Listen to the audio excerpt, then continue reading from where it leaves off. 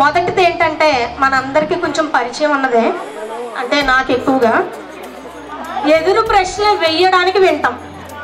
దేనికి వింటాం? ఎదురు ప్రశ్నలు వేయడానికి వింటాం, లేదా వాళ్ళని విమర్శించడానికి వింటాం. లేదంటే ఏం చేస్తామంటే డబ్బులు తీసుకోకపోయినా కొంచెం ముందుకు వెళ్ళి ఉచిత సలహాలు ఇస్తాం. అవునా కదా? ఉచిత సలహాలు ఇవ్వడానికి మనం వింటాం వాళ్ళని. అట్లీస్ట్ వారానికి ఒక్కసారైనా మనల్ని మనం పొగుడుకుంటున్నామా? అద్దం ముందు నించున్నప్పుడు అబ్బా నేను ఎంత బాగున్నాను అని ఎప్పుడైనా? లేదు కదా, అస్సలు అనుకోము. ఎవరో పొగడాలి మనల్ని, ఎవరో గుర్తించాలి. ఎవరో మనల్ని ఎందుకు గుర్తించాలండి? ఫస్ట్ మనల్ని మనం గుర్తించుకోవాలి కదా. కదా, ఎప్పుడైనా బిర్యానీ చేసినప్పుడు మంచి స్మెల్ వస్తూ ఉంటే అబ్బా చికెన్ బిర్యానీ అంటే నేనే చెయ్యాలి, ఆ దమ్ వేసానంటే ఇక్కడ ఈ వాసన అక్కడికి వెళ్ళాలి అని అనుకున్నారా? నిజంగా అనుకున్నాం కదా. వీటిల్నే పాజిటివ్ ఎఫర్మేషన్స్ అంటాం. అంటే మనల్ని మనం పొగుడుకోవాలి. అంటే లేనిది ఉన్నది అని చెప్పుకోమని నేను అనట్లేదు. మనల్ని మనం పొగుడుకుంటే మనల్ని చూసి మన పిల్లలు కూడా అదే పాజిటివ్ యాటిట్యూడ్ డెవలప్ చేసుకుంటారు కదా.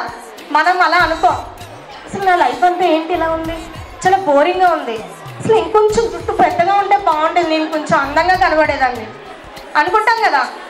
అట్లానే చేస్తాం. మన నుంచే పిల్లలు కూడా నేర్చుకుంటారు.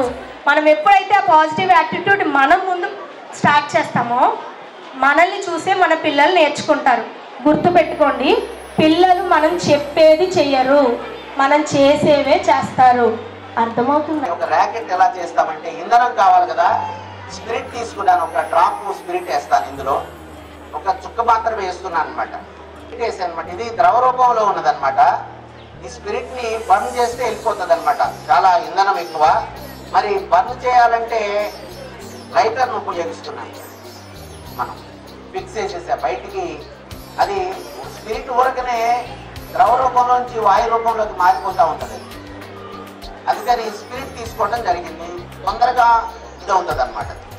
అందుకని ఒకసారి దీన్ని మనము పైకి పంపించడానికి ప్రయత్నం చేద్దాం అనమాట. చూడండి, ఇట్లాగా పెట్టాను, పైకి వెళ్ళిపోతుంది అనమాట. బర్న్ చేస్తే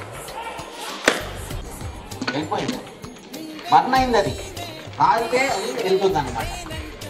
రాకెట్లు కూడా ఇలాగే వెళ్ళేది. కాకపోతే ఎక్కడంటే లోపల బర్న్ అయిన ఇంధనము కిందకు వస్తుంది తన్నుకోండి. అంత వేగంతో ఈ ర్యాకెట్ వెళ్ళిపోతుంది. అది చెప్పడానికి పిల్లలకి ఇలాంటివన్నీ సులభంగా నేర్పిస్తున్నాం. పాఠశాలలో కూడా పిల్లలందరూ నేర్చుకుంటున్నారు అనమాట.